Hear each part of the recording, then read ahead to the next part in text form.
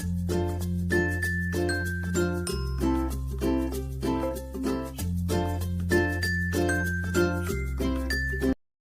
Everyone.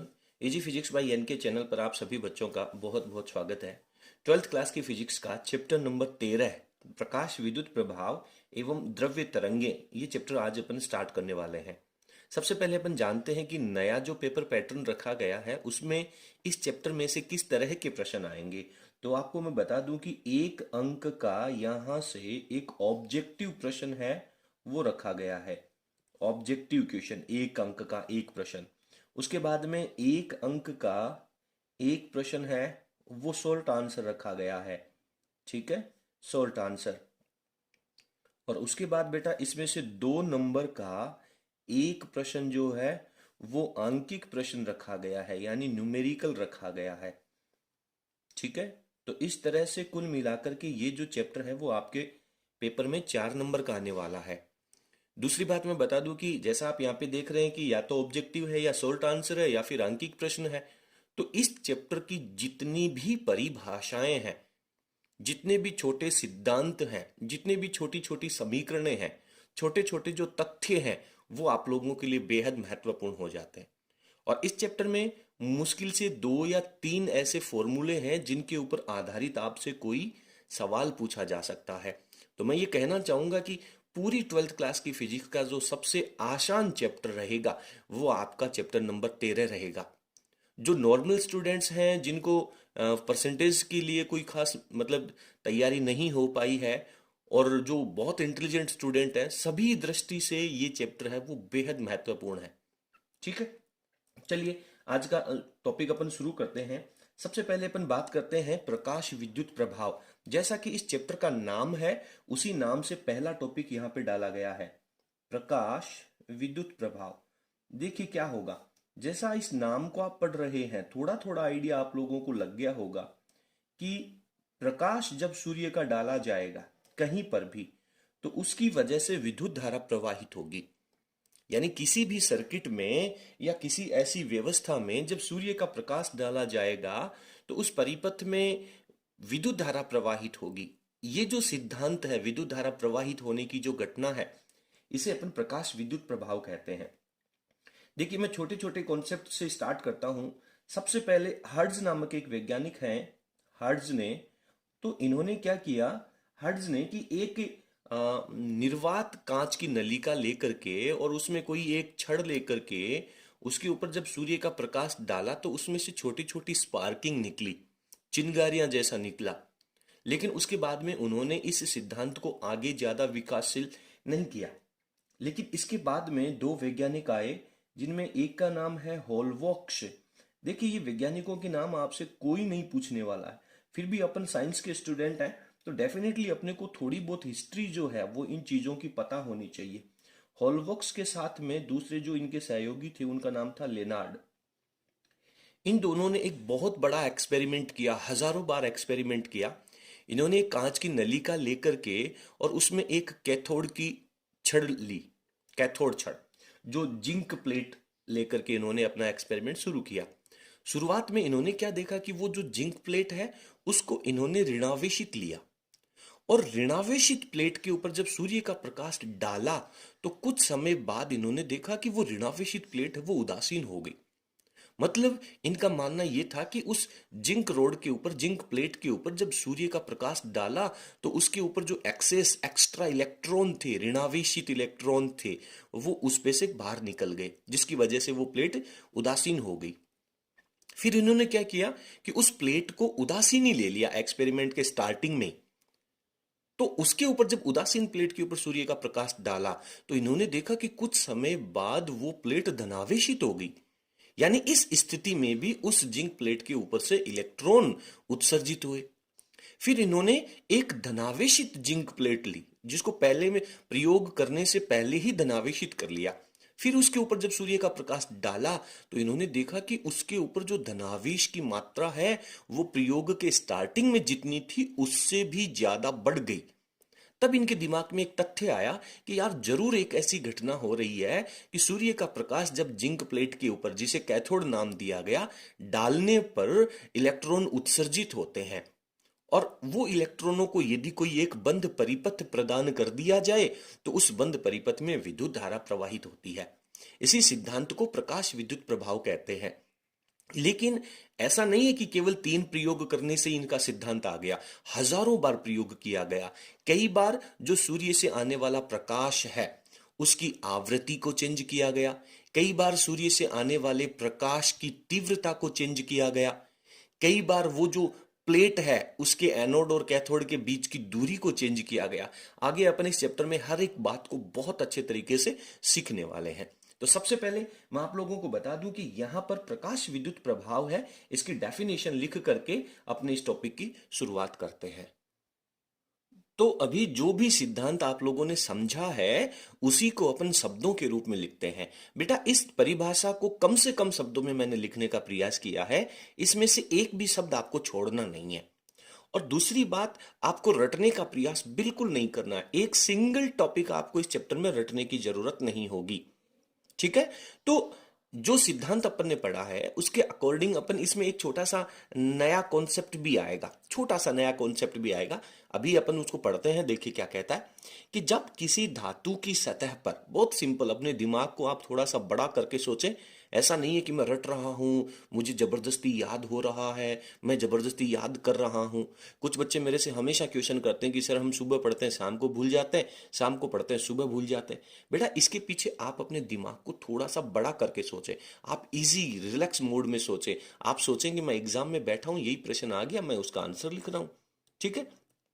तो क्या कहता है कि जब किसी धातु की सतह पर, आप सोचें, एक डायग्राम बनाएं अपने दिमाग में, इसका चित्र बनना चाहिए कि जब किसी धातु की सतह पर किसी विशिष्ट आवृत्ति, ये जो विशिष्ट आवृत्ति टॉपिक है इसको आप एक बार पढ़ें, सुने। मैंने क्या कहा था कि लेनार्ड ने और होलवॉक्स ने आने वाले प्रकाश, जो सूर्य का प्रकाश है, उसकी आवृत्ति और तीव्रताएं बदल बदल करके ये एक्सपेरिमेंट किया। तो कई बार इन्होंने देखा कि एक निश्चित आवृत्ति से कम आवृत्ति का प्रकाश यदि डाला उसी जिंक प्लेट के ऊपर तो इलेक्ट्रॉन उत्सर्जित नहीं हुआ। तो इन्होंने बार बार प्रयोग किया तो देखा कि वो जो आवृत्ति है उस आवृत्ति से ज्यादा आवृत्ति का प्रकाश यदि आएगा तो ही इलेक्ट्रॉन उत्सर्जित होगा। तो उस आवृत्ति को यहाँ पे विशिष्ट आवृत्ति कहा गया है, और ये विशिष्ट आवृत्ति शब्द इस परिभाषा की जान है, ये मान लीजिए आप। तो क्या कहता है, जब किसी धातु की सतह पर किसी विशिष्ट आवृत्ति या फिर उस विशिष्ट आवृत्ति से अधिक आवृत्ति का प्रकाश डालने पर धातु के पृष्ठ से, जब विशिष्ट आवृत्ति या उससे ज्यादा आवृत्ति का प्रकाश जब धातु के पृष्ठ पे डालेंगे तो धातु के पृष्ठ से इलेक्ट्रॉन उत्सर्जित होते हैं, इलेक्ट्रॉन बाहर निकलने लग जाते हैं, और इस घटना को प्रकाश विद्युत प्रभाव कहते हैं। बहुत सिंपल सा कॉन्सेप्ट है, ठीक है। अब ये जो प्रकाश विद्युत प्रभाव है इसकी व्याख्या कौन कौन से उदाहरणों के द्वारा की जा सकती है, ये महत्वपूर्ण है। कौन कौन से, देखिए अपन ने कहा था कि प्रकाश है वो तरंग रूप में गति करता है, तो फिर कहा गया कि भैया बताइए कौन कौन से उदाहरण है, कौन कौन सी ऐसी घटनाएं हैं जिनके द्वारा आप ये कह सकते हो कि प्रकाश है वो तरंग रूप में गति करता है। तो अपन ने कहा कि प्रकाश का अपवर्तन हमें बताता है, परावर्तन हमें बताता है, व्यतिकरण, विवर्तन और ध्रुवण, ये 5 घटनाएं हैं जो ये बताती हैं कि प्रकाश तरंग रूप में गति करता है। लेकिन बाद में वैज्ञानिकों ने जब ये प्रकाश विद्युत प्रभाव की घटना देखी तो जब इसके प्रयोग के अपन रिजल्ट पढ़ेंगे तब अपने को पता चलेगा कि यार तरंग सिद्धांत के आधार पर तो अपन इसकी व्याख्या कर ही नहीं सकते। बहुत सारी ऐसी असमानताएं हैं जो इस सिद्धांत की व्याख्या करने में असफल रही है। तब वैज्ञानिकों ने कहा कि प्रकाश है वो कणों के रूप में भी गति करता है, तो प्रकाश का जो कणीय रूप है उसकी व्याख्या इस प्रकाश विद्युत प्रभाव के द्वारा की जा सकती है। यहाँ पे प्रकाश विद्युत प्रभाव के साथ साथ 2 और ऐसे प्रभाव भी हैं, कॉम्पटन प्रभाव और रमन प्रभाव। ध्यान देना, कॉम्पटन प्रभाव और रमन प्रभाव। बायोलॉजी के स्टूडेंट बोलेंगे सर ये क्या होते हैं। बेटा मैथमेटिक्स के जो स्टूडेंट्स हैं वो बीएससी क्लासेस में जब फिजिक्स पढ़ेंगे दैट टाइम वो पढ़ेंगे कि कॉम्पटन और रमन प्रभाव क्या होता है। तो यहाँ पे मैं लिख देता हूं इसके जैसे कि जैसे जो एग्जाम्पल है, कॉम्पटन प्रभाव एंड रमन प्रभाव। यदि आप इच्छा रखते हैं कि सर हम ये जानना चाहते हैं कि कॉम्पटन प्रभाव और रमन प्रभाव क्या है, तो इनके बारे में आप ऑनलाइन पढ़ सकते हैं, गूगल के ऊपर जाकर के इसकी जो विकिपीडिया है वो आप देख सकते हैं, बहुत रोचक तथ्य हैं, ठीक है। चलिए इसके बाद में मेरे दिमाग में आ रहा है कि यार ये जो विशिष्ट आवृत्ति है, जिस आवृत्ति से कम आवृत्ति का प्रकाश यदि डाला धातु की सतह पे तो इलेक्ट्रॉन उत्सर्जित नहीं हुआ, और या फिर उससे अधिक आवृत्ति का प्रकाश डाला तो इलेक्ट्रॉन उत्सर्जित हो गया। तो ये जो विशिष्ट आवृत्ति है इसे क्या नाम दिया जाएगा? जरूर इसकी भी कोई विशेष परिभाषा बननी चाहिए, और डेफिनेटली ये भी बहुत महत्वपूर्ण परिभाषा है। अभी अपन अगला टॉपिक पढ़ते हैं, और बोर्ड परीक्षा में ये जो डेफिनेशंस मैं यहाँ पे लिख रहा हूँ ये समझ लीजिए कि निश्चित रूप से इनमें से कोई एक परिभाषा आपको जरूर मिल जाएगी। फटाफट आप स्क्रीन को पॉज करके लिख लीजिए, आगे चलते हैं। अगला प्रश्न जो है वो अपना है देहली आवृत्ति, और इसे इंग्लिश में थ्रेशोल्ड फ्रीक्वेंसी कहा जाता है। ठीक है, थ्रेशोल्ड फ्रीक्वेंसी, और इसे डिनोट करने का जो सिंबल है वो न्यू के नीचे नोट लगा करके लिखा जाता है, न्यू नोट इसे कहते हैं। तो अभी अपने क्या परिभाषा पढ़ी इसकी, सोचिए आप अपने दिमाग में एक डेफिनेशन बताइए। देहली आवृत्ति, ये देहली है, ये दहलीज है, ये धातु की सतह के ऊपर से इलेक्ट्रॉन बाहर निकालने के लिए जो प्रकाश आएगा उस प्रकाश की एक लिमिट है, मिनिमम वैल्यू है। इस देहली आवृत्ति से कम आवृत्ति का प्रकाश यदि आएगा तो इलेक्ट्रॉन उत्सर्जित नहीं होगा, और ज्यादा आवृत्ति का आएगा तो इलेक्ट्रॉन उत्सर्जित हो जाएगा। तो सिंपल बस इसी शब्दों में आप इसे लिख सकते हैं। ठीक है, बहुत इजी गोइंग आप इसे लिख सकते हैं। मैं फटाफट इसकी डेफिनेशन आपको लिख देता हूं।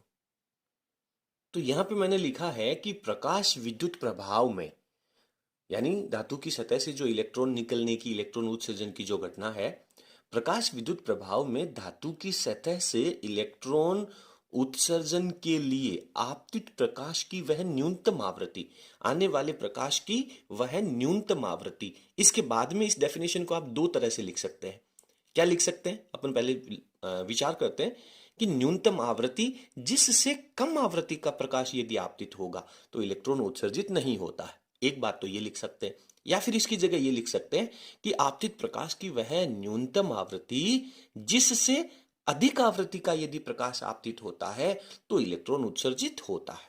ठीक है, दोनों में से किसी भी एक तरीके से आप इसकी डेफिनेशन लिख सकते हैं। तो मैंने यहां पे लिखा है कि आपतित प्रकाश की वह न्यूनतम आवृत्ति जिससे कम आवृत्ति का प्रकाश आपतित होने पर इलेक्ट्रॉनों का उत्सर्जन नहीं होता है। इस आवृत्ति को देहली आवृत्ति कहते हैं। बेटा आवृत्ति है वो तरंग दैर्ध्य से रिलेटेड होती है। कई बार यहाँ पे देहली आवृत्ति की परिभाषा ना पूछ करके देहली तरंग दैर्ध्य की परिभाषा पूछ लेते हैं, और देहली तरंग दैर्ध्य की परिभाषा है वो यही पढ़नी जरूरी है, थ्रेशोल्ड वेवलेंथ। ठीक है, ये जो देहली तरंग दैर्ध्य की परिभाषा वो यही पढ़नी होगी, अगर बाद में पढ़ेंगे तो समझ में नहीं आएगी। देखिए एक बात बताएं, न्यू बराबर क्या होता है? सी अपॉन लेमडा होता है सर। ठीक है, तो न्यू नोट लगाएंगे तो उसी से संबंधित देहली तरंग दैर्ध्य होगा ना। ठीक है, आवृत्ति न्यूनतम है, देहली आवृत्ति न्यूनतम आवृत्ति है, तो तरंग दैर्ध्य अधिकतम तरंग दैर्ध्य होगा। मेरी बात समझने का प्रयास करें, बहुत गंभीर सिचुएशन है यहाँ पर। बच्चे अक्सर जब देहली तरंग दैर्ध्य की परिभाषा आ जाती है तो 99% इसको गलत करके आते हैं। देहली आवृत्ति वो आवृत्ति है जिससे कम आवृत्ति का प्रकाश आपतित होने पर इलेक्ट्रॉन उत्सर्जित नहीं होते हैं। और यहाँ पे क्या होगा, देहली तरंग दैर्ध्य वह तरंग दैर्ध्य है जिससे अधिक तरंग दैर्ध्य का प्रकाश आपतित होने पर इलेक्ट्रॉन उत्सर्जित नहीं होते हैं। यानी ये मिनिमम लिमिट है, ये मैक्सिमम लिमिट है। इससे ज्यादा का यदि कोई प्रकाश आपतित होगा तो इलेक्ट्रॉन नहीं निकलेगा, और ये मिनिमम है, इससे कम आवृत्ति का प्रकाश आपतित होगा तो इलेक्ट्रॉन नहीं होगा। ठीक है, इलेक्ट्रॉनों का उत्सर्जन नहीं होगा। तो इस फॉर्मूले के द्वारा आप इस बात को समझ सकते हैं, लेकिन इसके जो शब्द हैं उसको आपको गंभीरता से पढ़ना पड़ेगा, अदरवाइज आप गलत कर देंगे। चलिए पहले मैं आपको इसकी डेफिनेशन भी लिख देता हूं। तो यहाँ पे मैंने लिखा है कि धातु पृष्ठ से इलेक्ट्रॉन उत्सर्जन के लिए आपतित प्रकाश का वह अधिकतम तरंग दैर्ध्य, यहाँ पे आपने न्यूनतम आवृत्ति लिखी है, यहाँ पे अधिकतम तरंग दैर्ध्य लिखना है। ये न्यूनतम की लिमिट है तो इससे कम नहीं होना चाहिए, और ये अधिकतम की लिमिट है तो इससे अधिक नहीं होना चाहिए। तो वह अधिकतम तरंग दैर्ध्य जिससे अधिक तरंग दैर्ध्य का यदि प्रकाश आपतित होता है, अधिक तरंग दैर्ध्य का प्रकाश आपतित होने पर इलेक्ट्रॉन का उत्सर्जन नहीं होता है। इस तरंग दैर्ध्य को देहली तरंग दैर्ध्य कहते हैं, देहली तरंग दैर्ध्य कहलाता है। क्लियर है? तो इस तरीके से आज के इस वीडियो में बेटा अपन केवल ये 3 डेफिनेशन ही पढ़ेंगे। ये तीनों डेफिनेशन आप लोग बहुत अच्छे तरीके से तैयार कर लीजिए, बार बार पढ़ करके आप इनको तैयार कर लीजिए। बाकी का चैप्टर है वो आगे अपन कंटिन्यू करेंगे। चलिए, आज का कंटेंट आप लोगों को कैसा लगा जरूर हमें कमेंट सेक्शन में लिखिएगा, और यदि आपका कोई सुझाव है तो वो भी आप सादर आमंत्रित है। यदि आपको हमारा वीडियो पसंद आया तो प्लीज़ आप इसे लाइक करें और इसे अपने सभी मित्रों तक शेयर करें। बहुत बहुत धन्यवाद। Thank you.